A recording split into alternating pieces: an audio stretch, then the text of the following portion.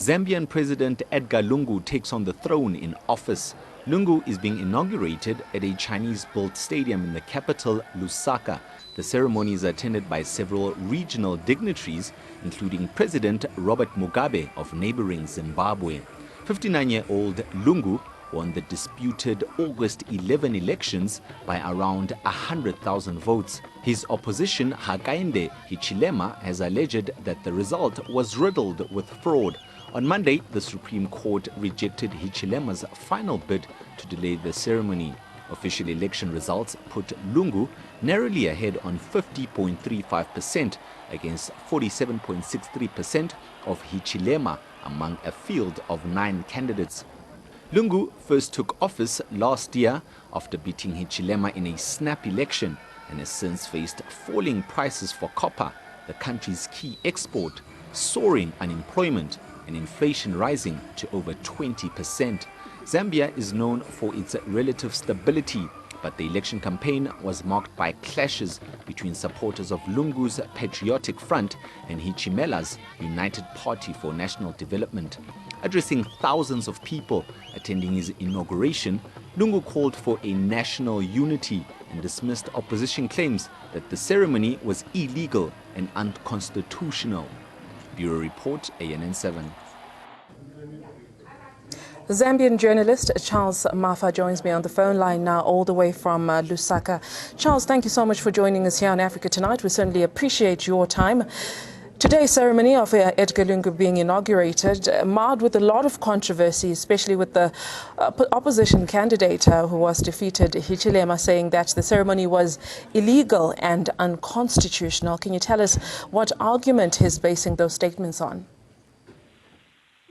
Well, I think from the time the election results came out, the opposition had accused the president-elect and his party to have stolen the votes from the opposition. And from that time, there've been battles in court because Hakainde took the matter to the Constitutional Court, disputing the results. And before the matter was heard in the Constitutional Court, it was thrown out because it had gone beyond the 14 days that it was supposed to be heard. So even up to this stage, the largest opposition party, the United Party for National Development, had not accepted Mr. Lungu's victory. But it came to pass. He is the president of this country after being sworn in today. And that brings me to my next argument, Charles. What grounds were his court arguments dismissed on? Because I know that he had gone to several courts, to the Supreme Court actually. Of course, I'm speaking of the opposition leader, Hichilema, in his bid to delay the ceremony. Did he have a legitimate argument besides, obviously, the time period of which the Constitution says an opposition leader can go to the court and try to, fight the argument with the results of the election? It's very difficult to say whether he had legitimate ground and also whether he had the evidence because the matter was not heard. So at this point, it's merely speculation, actually.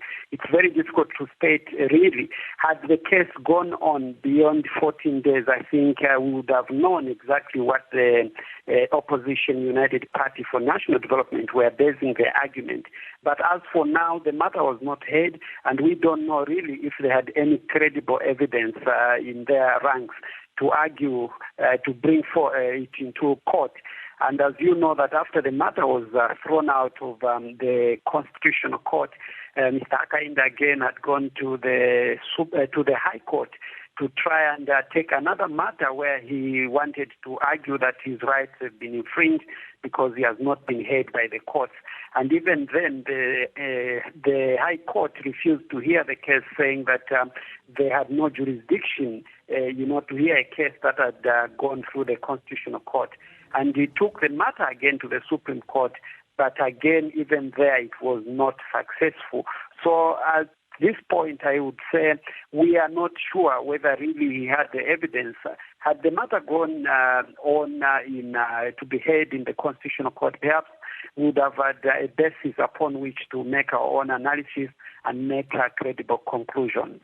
Right. Now, Charles, the whole world witnessed pre-election violence and post-election violence in Zambia. Can you describe to us the mood on the ground now, especially after the inauguration of Edgar Lungu? During the ceremony, what was the mood? What are the sentiments of Zambians? Today is a national holiday, and I tried to drive around the city, and it was basically quiet because I think many people had gone to the stadium to witness his inauguration ceremony. And a few, groups of people afterwards were able to, to get back to their business, to drink and celebrate. But basically it's quiet because I think it's not everyone who has taken part in this celebration. As you know that the United Party for National Development also at least have quite a large following in the city as well and in other parts of the country. As you know, this election actually has divided this country into two, for lack of a better term, because he has a stronger following in the north, that is the president, Mr. Edgar Lungu, in the north, and also the Luapula, that's another province, and Eastern Province as well. And also he was able to win Lusaka and Copperbelt. But for the opposition, I think they also have a strong following in the other parts of the country. So this, yes, for those who are supporting the ruling party, they were rejoicing. But for those who are supporting the opposition, I think they still have questions to ask, and those questions may not be answered. Oh, absolutely. It was a tightly contested election. Hichilema, he's a wealthy businessman. We know he has tried to run for presidency for 5 times now. Why do you think the electorate is not buying into his policies, even though we know that the margin between Edgar Lungu and Hichilema was very tight? Why do you think he's not quite making it to win these elections? I think if you look at the dynamics in the country, you would see that Zambia still has the majority poor. And also, these poor people are able to, to relate very well with the current president because they think he's one of us. And also in the way that he comes out, to show that also he's a committed Christian. And as you know, Zambia is a nation that has many Christians. And so they feel that maybe this is one of us, even if he's from the poor background. But for Mr. Hakainde, he has the money and also maybe the message that has been explained to the electorate. Maybe it's a bit difficult for the electorate to, to relate to him because sometimes they think, no, this man is rich, he's not one of us. But I think he has tried because if you look at the last election, not the one that was held last year, but in the other election, the margin was quite wide. But now at least the following, a number of people think that maybe he has the kind of, qualities that they are looking for. If you look at our economy now, the economy has not been doing well, I think, for the past 1 or 2 years. And this time around, there were those people, especially those in the middle class and the working class, thinking that maybe this man might be able to, deal with the economy and bring it back to, to the way it was, where the kwacha was strong and also even companies were not folding. And we have also a problem that has been worsened by the energy, crisis that we have at the moment. So there are some people who think that maybe he has a solution. But up to now, it seems he's not finding the right kind of, tone to win the support that will give him the ticket to get to State House. Right, but essentially, as it stands, the opposition, which is Hichilema's voter base, is increasing as we saw the margins of the votes that were counted. Just very quickly, Charles, before I let you go, Zambia is relatively known as, a stable country when it comes to politics, but like you alluded to in your last answer, that tribal lines have been drawn. Going forward, what do you think the future holds for Zambia? How do you think Lungu is going to try and restore stability in the country?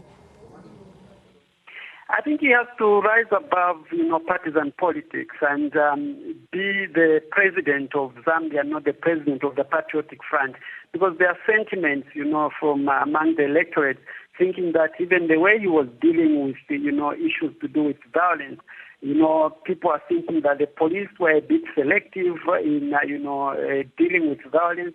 And, also the application of the Public Order Act, people think that, he has to deal with this kind of, ground where he has to level it so that both the opposition and the ruling party members are able, to contribute to the development of this country. He has promised in his speech that he has no time to settle old scores, and he's calling upon Zambians to start work today so that we move forward and become the country that everyone is looking forward to, where all of us are able to, to have these economic opportunities to be able to support our families. He has emphasized on that, but now it's up to, to see how he's going to move this country from now up to 2021. He is the president of this country because he has been sworn in, and I think it's up to the Zambians also to support him and to question him on certain things. I think is not come out clearly. Yes, he has said that he's going to fight corruption,